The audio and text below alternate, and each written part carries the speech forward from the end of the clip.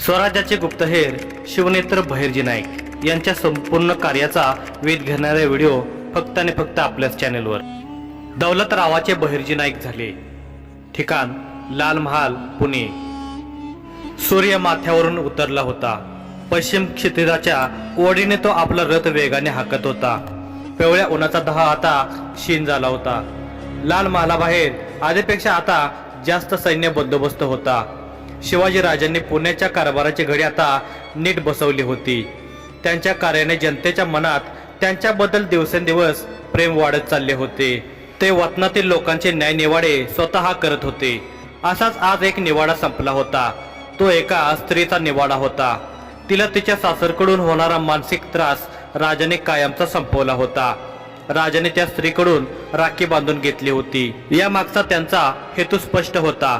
या स्त्रीचे खचलेले मनोबल शिवाजी राजा भाऊ आहे या विचारानेच उंचावले होते आणि शिवाजी राजांच्या बहिणीला त्रास देण्याआधी तिच्या सासरच्या मंडळींना 10 वेळा विचार करावा लागणार होता. दौलतराव लाल महालाबाहेर पोहोचला होता. त्याचा वेश अजून सुद्धा रहीम बाबाचाच होता. पहारेकऱ्यांनी सुरुवातीला आदरपूर्वक त्याची विचारपूस केली होती. शिवाजी राजांच्या पहारेकऱ्यांमध्ये आणि इतर बादशाही पहारेकऱ्यांमध्ये हा मोठा फरक होता. इतर शासकांचे पहारेकरी कुणाला महालात प्रवेश देण्यासाठी उद्धट वाणीचा प्रयोग करत किंवा मोबदला मागत असत, परंतु शिवबा राजांच्या पहारेकऱ्यांमध्ये शिस्त होती. जनतेसाठीच्या राज्य स्थापनेचे विचार त्यांच्या मस्तिष्कात बिंदले होते. बाबा, तुम्हाला आता राजांना भेटता येणार नाही.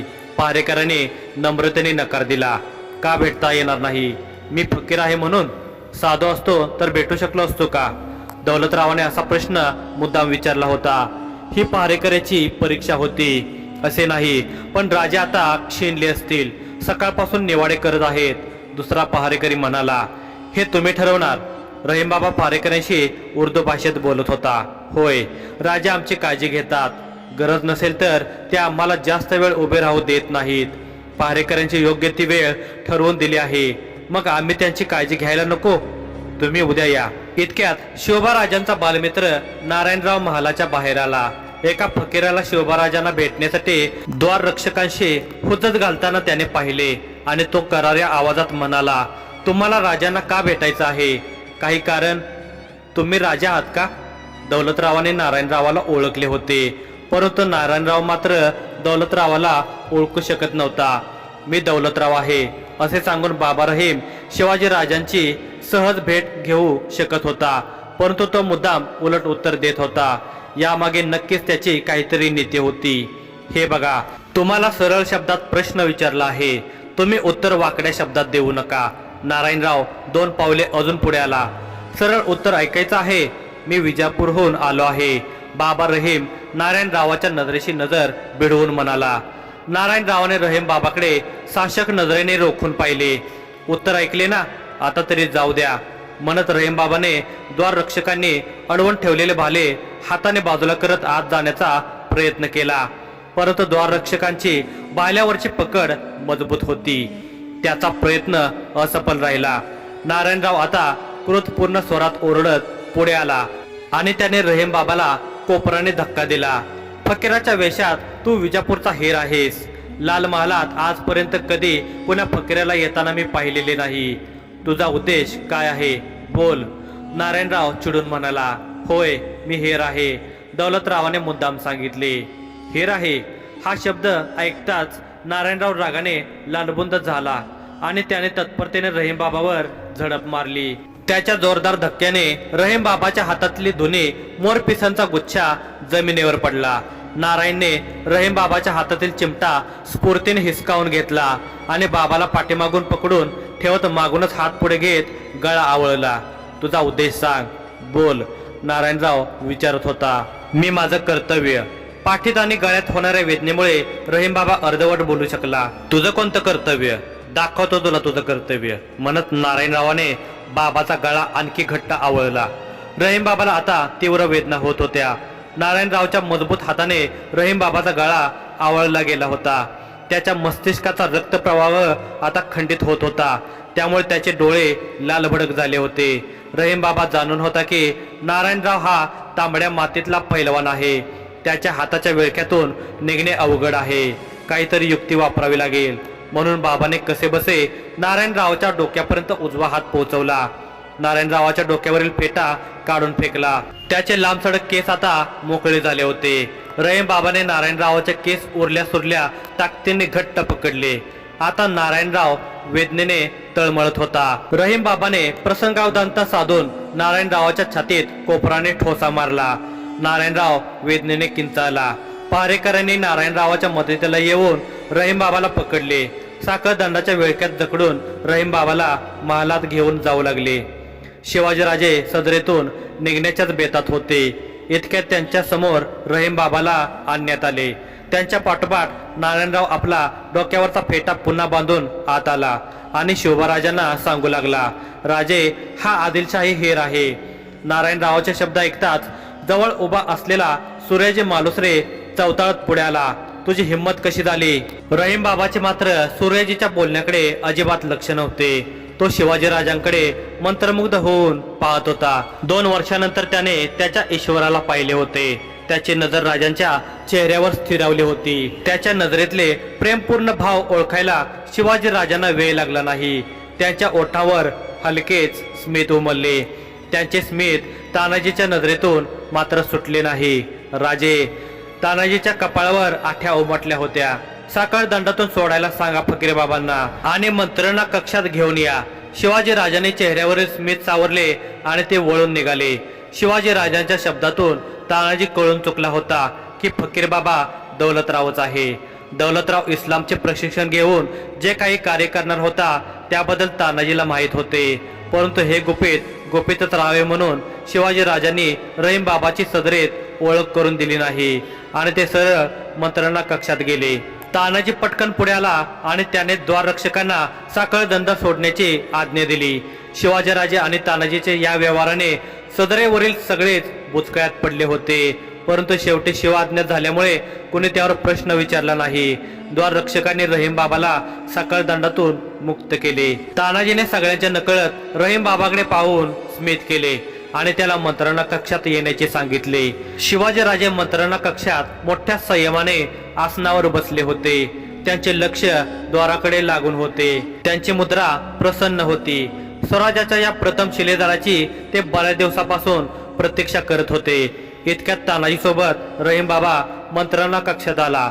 राजांना पाहून रहीम बाबाने लवून नमस्कार केला. नमस्कार नको दौलतराव, आलिंगन द्या म्हणत शिवाजीराजे आसनावरून उठून उभे राहिले. तितक्याच तत्परतेने दौलतराव पुढे झाला आणि त्याने शिवाजीराजांना आलिंगन दिले. नाव काय बाबांचे? शिवाजीराजांनी दौलतरावांच्या खांद्यावर थाप मारत मिश्किलपणे हास्य करत विचारले. रहीम बाबा. स्मित करत दौलतराव म्हणाला, रहीम बाबा, काय विजापूरचे हवामान कसे आहे? आसनावर बसत शिवाजीराजांनी विचारले. हाताने इशारा करत राजाने दौलतराव आणि तानाजीला समोरील आसनावर बसण्यास सांगितले. मंत्रणा कक्षात सागाच्या लाकडाची आसने होती. त्यांना कृत्रिम लाल रंग दिला होता. आसनावर पिवळा मलमलचा कपडा चढवला होता. समोर राजांचे आसन होते. त्यावरचे नक्षीकाम आणि रंग मात्र वेगळा होता. त्यांच्या बाजूला 2 आसने होती. ती मात्र सध्या रिक्त होती. समोर 6 आसने गोलाकार ठेवली होती. त्यातल्या मधल्या 2 आसनावर ते दोघे बसले. हवामान बदलण्यास सुरुवात झाली आहे राजे. बाजी घोरपडे मोठ्या सैन्यासह पुणे जहागिरीवर चालून येत आहे. विजापूरचा संदेशवाहक शिरवळचा ठाणेदार अमीन मिया साठी संदेश घेऊन आला आहे. अमीन मियाला सगळा बंदोबस्त करण्याचे आदेश देण्यात आले आहेत. आसनावर बसून दौलतराव म्हणाला. दौलतरावांचे शब्द ऐकून शिवबाराजांच्या चेहऱ्यावरील स्मित मंदावले. क्षणभर विचार करून त्यांनी हलके स्मित केले. शिवाजीराजांचे स्मित दौलतराव आणि तानाजीसाठी अनाकलनीय होते. राजे ही चिंतेची बाब आहे. त्यांच्या सैन्यापुढे आपले सैन्य अत्यल्प आहे. तानाजी म्हणाला. बाजी घोरपडे पुण्यावर चालून येत आहे हे आपल्याला त्यांचे नियोजन सुरू असतानाच कळले. हा आपला पहिला विजयच नाही का? शिवाजीराजे आसनाला पाठ टेकवत म्हणाले. हो राजे, रणनीतीसाठी आपल्याला पुष्कळ अवधी मिळाला. तानाजीला शिवाजीराजांच्या हास्यामागचे कारण कळले होते. दौलतराव, जर तुम्ही विजापुरात गेला नसता तर काय झाले असते? आपण बेसावध राहिलो असतो, बरोबर? राजांनी भुवया उंचावून पाहत विचारले. होय राजे, दौलतरावाने सहमती दर्शवली. स्वराज्य उभे राहण्याआधीच उद्ध्वस्त झाले असते. म्हणून स्वराज्याची प्रत्येक लढाई जिंकण्यासाठी आपल्याला सैन्य, गड किल्ले, खजिना, त्यासोबतच देशभक्त हेरांची आवश्यकता आहे आणि ही तुमची जबाबदारी दौलतराव, शिवाजीराजे ठळक आवाजात म्हणाले. हो राजे, निडर, देशभक्त आणि चाणाक्ष युवकांचं एक पथक निर्माण करतो. पण दौलतराव बोलताना अचानक थांबला. पण काय? राजाने भुवया उंचावून विचारले. राजे, यासाठी 5 वर्षांचा कालावधी खर्च करावा लागेल. 5 वर्षात 8ही दिशांना मी आपले हेर स्थापित करेन. प्रत्येक वतनदाराच्या फौजेत, प्रत्येक दरबारात आपले निष्ठावान आणि चतुर हेर असतील. दौलतरावाने थोडक्यात त्याचे नियोजन सांगितले. तुमच्या बुद्धीने तुम्ही निरखून पारखून हेरांना पथकात दाखल करा. प्रत्येक हेराच्या परिवाराची जबाबदारी आमची. त्यांना धनधान्याची काही कमी पडणार नाही. त्यांचा परिवार आमचाच परिवार आहे, शिवाजीराजे निश्चयाने म्हणाले. मग तर सगळ्या समस्या संपल्या राजे. देशभक्ती अंगात कितीही भिनलेली असली तरी उदरनिर्वाह देशभक्तीनं होत नाही, हे तर तुम्ही जाणताच राजे. पण तुमच्या या निर्णयाने स्वराज्याच्या हेर पथकातील हेर कुटुंबाची पर्वा न करता कार्य करतील, दौलतरावाने स्पष्ट शब्दात राजांना सांगितले. तानाजी मात्र कसल्या तरी विचारात हरवला होता. राजाने त्याच्याकडे पाहिले आणि विचारले, काय झाले ताना? काही नाही, पण मला एक सुचवायचं आहे. विचारातून बाहेर येत तानाजी म्हणाला. हे काय विचारणे झाले का? हलकेच रागवत राजे म्हणाले. मला वाटतं हेरांच्या परिवारांना सुद्धा याबद्दल माहिती नको की त्यांच्या परिवारातील कोणी स्वराज्यासाठी हेर म्हणून कार्य करत आहे. तानाजीने त्याचे म्हणणे राजांसमोर मांडले होते. राजांनी पटकन मान हलवून सहमती दर्शवली. अगदी बरोबर तानाजीराव. परिवारातून गोष्ट गावभर पसरेल आणि गावातून शत्रूच्या हेरांपर्यंत. दौलतराव तानाजीकडे पाहत म्हणाला. हेरांची संपूर्ण गुप्तता राखावी लागेल दौलतराव. संदेश आणि भाषा यांची एक सांकेतिक भाषा ठरवावी लागेल. राजे डोळे बारीक करत एक भोवई उंचावत म्हणाले. हो राजे. दौलतरावाने दुजोरा दिला. पथकातील सगळ्या हेरांची नावे आणि वेशभूषा त्यांच्या मूळ नावाशी आणि पेहराव्याशी विसंगत असावी. राजांनी हेराबद्दलचे त्यांचे विचार पुन्हा सुचवले. हो राजे. त्यासोबतच पथकातील सगळेच हेर बहुरूप घेऊ शकतील असं त्यांना प्रशिक्षण देण्यात येईल, दौलतरावाने सांगितले. आणि बहुरूपी हेरांच्या पथकाचे नाव, हेर पथकाचे एक विशिष्ट नाव असावे. सगळ्या हेरांना आमच्याकडून त्याच नावाने संबोधले जाईल. त्यामुळे हेरांची नावे आणि संख्या कुणाच्या निदर्शनात येणार नाहीत. बोलता बोलता राजाचा हात त्यांच्या कोवळ्या मिशावर गेला होता. अगदी बरोबर राजे. पण हेर पथकाचं नाव काय? दौलतरावाने विचारले. बहिर्जी, राजे ठळक आवाजात म्हणाले. राजाने हे नियोजन आधीच करून ठेवले होते. बहिर्जी? वा, उत्तम. शत्रू कधी विचार सुद्धा करू शकणार नाही की बहिर्जी हे शिवाजी राजांच्या हेर पथकाचं नाव असेल. तानाजी स्मित करत म्हणाला. अगदी योग्य बोललात तानाजीराव. दौलतरावाने तानाजीच्या बोलण्याला दुजोरा दिला. पण राजे, एक विचारू? डोक्यात काहीतरी विचार अचानक येऊन गेल्याने तानाजीने विचारले. निसंकोच. राजाने उजवा हात उंचावून इशारा केला. बहिर्जी हेच नाव का? तानाजीने विचारले. बहिर्जी या नावात हेर पथकाचा अर्थ दडला आहे, शिवाजीराजे हलके स्मित करत म्हणाले. दौलतरावाने मस्तिष्कावर थोडा ताण दिला. तानाजी सुद्धा कपाळावर आठ्या उमटवून विचार करू लागला. परंतु बहिर्जी नावातले कोडे त्याच्या बुद्धीने सुटत नव्हते. दौलतरावाने मात्र ओठाची एक कडा लांबवत स्मित केले. कदाचित त्याने बहिर्जी नावातला अर्थ ओळखला होता. त्याच्या चेहऱ्यावरील प्रसन्नतेने ते स्पष्ट जाणवत होते. तुम्ही अर्थ ओळखलात वाटतं दौलतराव, शिवाजीराजे स्मित करत म्हणाले. होय, हे बहिर्जी नावाचं रहस्य कोणी कधीही ओळखू शकणार नाही, दौलतराव म्हणाला. मी जाणून घेऊ शकतो का? राजे, मला सांगू शकता का काय अर्थ आहे त्या नावाचा? हे रहस्य कळलं नाही तर कदाचित आज रात्री मी शांत झोपू शकणार नाही, तानाजी उतावळेपणाने म्हणाला. राजाने आसनावर बसल्या बसल्या पाय एकावर एक ठेवला आणि स्मित करत म्हणाले. बहिर्जीचा अर्थ आहे बहुरूपी हेर. छत्रपती शिवाजीराजाने स्मित हास्य करत सांगितले. पण कसं? तानाजी आणखी गोंधळला होता. ब म्हणजे बहुरूपी आणि हेर म्हणजे हेर, शिवाजीराजाने स्पष्ट केले. आणि जी? तानाजीने आणखी एक प्रश्न डागला होता. जी म्हणजे शिवाजी राजांनी दिलेला सन्मान. तेव्हा पूर्ण होते ते नाव बहिर्जी, दौलतराव म्हणाला. तानाजीच्या चेहऱ्यावर आश्चर्याची एक लहर तरळून गेली. त्याने अवाक होऊन राजांकडे पाहिले आणि म्हणाला. खरोखर हेर पथकाच्या नावातल्या रहस्याचं कोणी आकलन करू शकणार नाही राजे. अद्भुत. आणि हो, हेर पथकाच्या प्रमुखाचे नाव सुद्धा आम्ही ठरवले आहे, राजे स्मित करत म्हणाले. काय? तानाजीने विचारले. दौलतरावाने बोवया अलगत उंचावत मनातल्या मनात राजांच्या मनात काय असेल याचा निष्कर्ष लावण्याचा प्रयत्न करत राजांकडे पाहिले. बहिर्जी पथकाचे नायक म्हणून आपल्या दौलतरावांचे बहिर्जी नाईक हे सांकेतिक नाव प्रचलित करण्यात यावे, राजांनी तानाजीला सांगितले. आणि त्याने दौलतरावाकडे मान वळवली. ते पुढे बोलू लागले. बहिर्जी नाईक, सदरेवर तुमची ओळख फक्त एक सरदार म्हणूनच असावी. दौलतराव, तुमचं आता तिसऱ्यांदा बारसं झालं तर. दौलतराव, रहीमबाबा आणि आता बहिर्जी नाईक, तानाजी खोडकरपणे म्हणाला. तानाजीराव, यापुढे तुमची भेट जेव्हाही होईल तेव्हा माझं परत बारसं झालेलं असेल. मिश्किलपणे हसत बहिर्जी नाईक म्हणाले. रामोशाच्या दौलतरावाचे आता स्वराज्याच्या हेर खात्याचे प्रमुख बहिर्जी नाईकात रूपांतर झाले होते. शिवाजी राजाने त्यांच्यावर अधिकृतपणे जबाबदारी टाकली होती, त्यामुळे त्यांचा आत्मविश्वास आणखी वाढला होता. शिवाजी राजांनी आज हेर खात्याच्या विस्ताराची वाट बरीच मोकळी करून दिली होती. जसे आम्ही तलवार बदलतो तसं तुम्ही नाव बदला, तानाजी पुन्हा खोडकरपणे म्हणाला. तुम्हास तलवारीची फारशी गरज भासणार नाही बहिर्जी नाईक, मात्र प्रत्येक वळणावर तुम्हाला मदत होईल अशी एक भेट तुम्हास देऊ इच्छितो, राजे म्हणाले. आणि आसनावर उठून उभे राहिले. छत्रपती शिवाजीराजे उठताच बहिर्जी नाईक आणि तानाजी सुद्धा उठून उभे राहिले. राजे पुढे आले आणि त्यांनी त्यांच्या दुशेल्यात म्यानबंद केलेली कट्यार काढून समोर धरली. ही तुम्हाला माझ्याकडून भेट, राजे स्मित हास्य करत म्हणाले. बहिर्जी नाईक भावनिक झाले होते. आनंदाश्रूंनी त्यांच्या पांढऱ्या टोपऱ्या डोळ्यावर आपले अस्तित्व सिद्ध केले होते.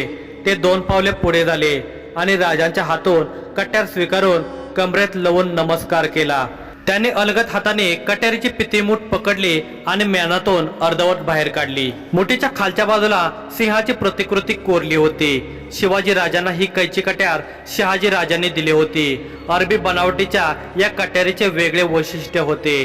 कट्यारीच्या मुठीवर दाब दिल्यास कट्यारीचे पाते दुभागायचे आणि कात्रीत रूपांतर होऊन आतमधून तिसरे धारदार पाते बाहेर यायचे. त्या छुप्या पात्यावर विषाचे लेपन केलेले असायचे. शत्रूच्या पोटात ही कट्यार उघडून पोटातील अवयव पूर्णतः कापता येऊ शकत होते आणि तिसऱ्या पात्याच्या विषाने शत्रूचे जिवंत राहणे अशक्य होते. शिवाजी राजांनी त्यांची अतिप्रिय कट्यार आज योग्य हाती दिली होती.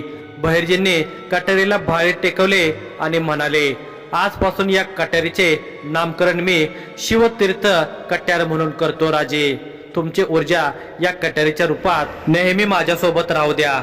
नाईक, तुम्ही आणि आम्ही वेगळे नाही आहोत. तुम्ही या शोभाचे आणि स्वराज्याचे तृतीय नेत्र आहात, अदृश्य शक्ती आहात. तुम्हीच एक शिवाजी भोसले आहात. तुम्हीच स्वराज्य आहात. तुमच्याशिवाय हे कार्य आम्हाला शक्य नाही. तुम्ही एक सामान्य मनुष्य नाही नाईक, तुम्ही स्वराज्याचे प्राणवायू आहात, जो कोणाला दिसणार नाही पण त्याचे अस्तित्व मात्र असेल. तुम्ही शिवाजी भोसलेंचे हेर नाही तर दिव्य दृष्टी आहात. शिवाजी राजांनी दोन्ही हात दौलतरावांच्या खांद्यावर ठेवले होते.